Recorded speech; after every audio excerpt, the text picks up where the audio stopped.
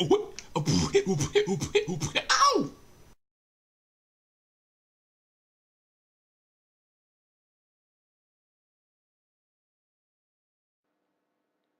Greetings YouTube, this is DecKrash, better known as Brandon, and it's time for another first 3 episodes anime review. This one I kind of stumbled across thanks to one of my good friends. He and I tend to watch anime a whole lot, and he turned me on to this series. I had first seen it as a manga in our local bookstore, and didn't really think much of it until we actually sat down to watch the series, which surprised the living daylights out of me. This is quite possibly one of the best anime series I've seen this year. And I'm doing this kind of on the fly because I just kind of wrapped my head around the first episodes of the series. We watched the blu-ray of it, which had the first 9 episodes, so I kind of cheated a little. But I'm not going to give any big heavy spoilers, and oh, trust me, I could spoil the living daylights out of this, but I'm not. The name of this particular anime is called Shinsekai Yori, which means From the New World. It's based off of a Japanese novel by Yusuke Kishi, which was originally published in 2008 by Kodansha. This was an incredibly good story. It's been adapted into a manga and then also into an anime. It takes place 1,000 years in the future. It's in Japan, in a village that seems to be a utopian society. Now, the story first centers on 6 children: Saki, Satoru, Maria, Mamoru, Shun, and Reiko. And they're all raised in this society, and it seems like in this society everybody has telekinetic abilities, which they seem to relate to as being spirit abilities. But as the story progresses, you begin to learn the truth about the world they live in. As a matter of fact, this anime starts very oddly. It starts in the present day with a bunch of people with seeming telekinetic abilities just killing a bunch of people Elfen Lied style. If you've never seen Elfen Lied, watch that at your own risk. That's some really gruesome stuff, but that's another story for another time.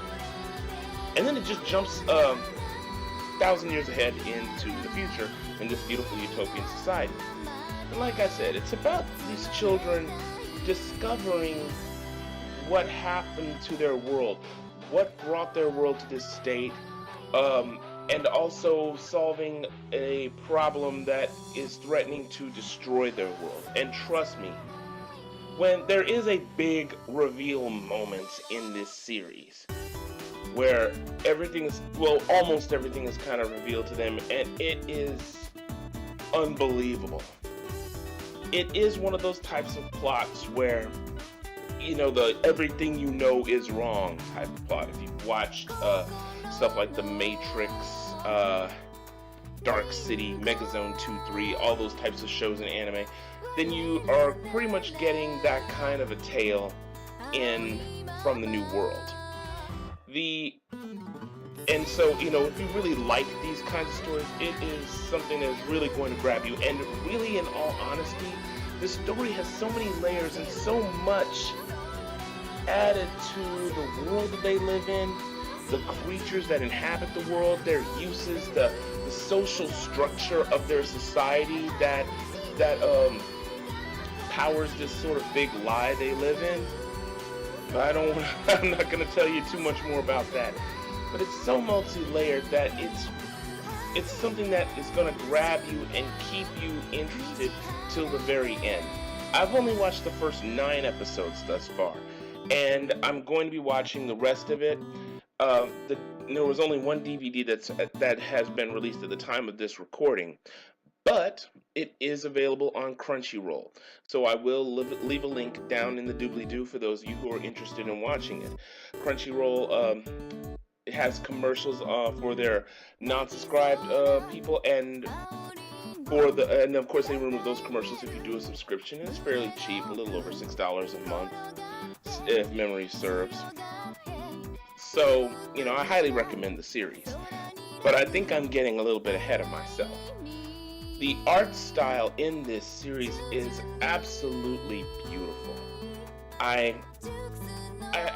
guess I can compare it slightly, and really, I'm sorry, the animation style is not exactly like Studio Ghibli, but the imagination put into it is Studio Ghibli levels. Everything from the design of the main characters, their clothing, the style of the buildings and the culture that they live in, it radiates sort of a Japan that suggests a distant future, but with heavy leanings towards ancient past.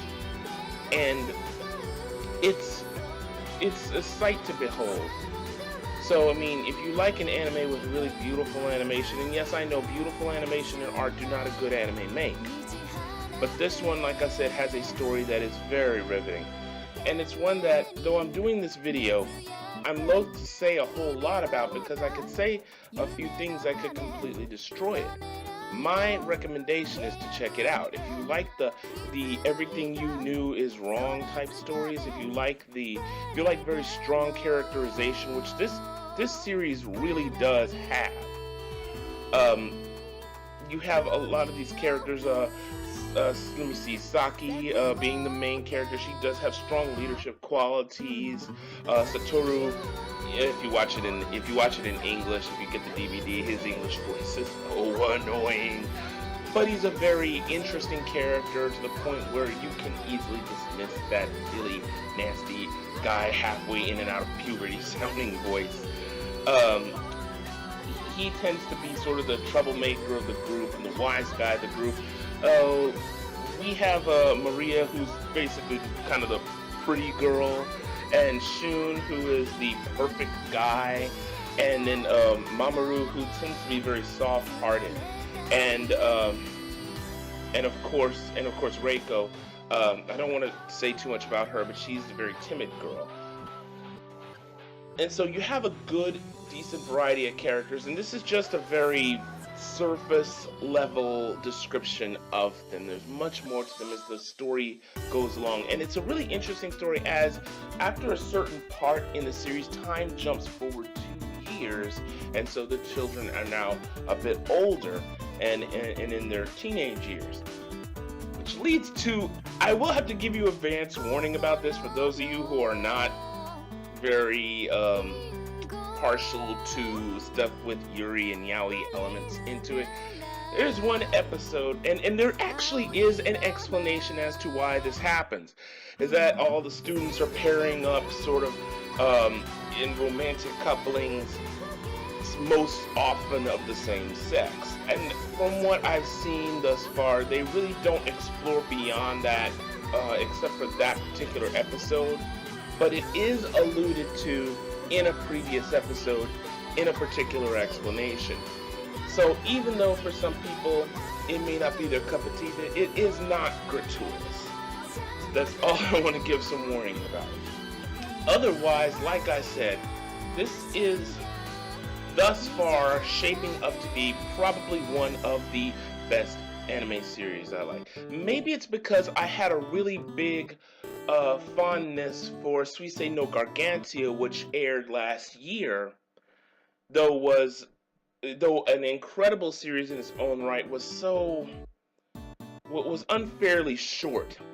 This one takes its time and its pacing, and there's some parts in it that kind of make you wish that, get on with it, because it seems that it's so tangential to the plot, and maybe they're going to get back to this and it will gain a greater sense of significance.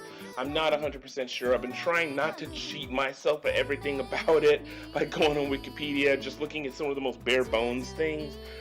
But this one takes its time and does a much better slow burn than Gargantia did, which of course was another one, like I said, the Everything You Know Is Wrong plot. And I highly recommend Gargantia if you want to check that out. It's on Crunchyroll as well. So thus far, this series is shaping up to be incredibly good. As I've said before, highly recommended thus far. I suggest you check it out. I will have a link to the where you can watch the series on Crunchyroll down in the doobly-doo. If you have any questions, comment, rate, subscribe, do so down below. As always, I say keep it civil. And once again, thank you for listening to another 3 episodes anime review. If there's something you thought I've forgotten or you have any questions about it, let me know. Comment, rate, subscribe, and thank you very much for listening. And until next time, this is DecKrash, better known as Brandon. Stay lucky and stay blessed. Take care.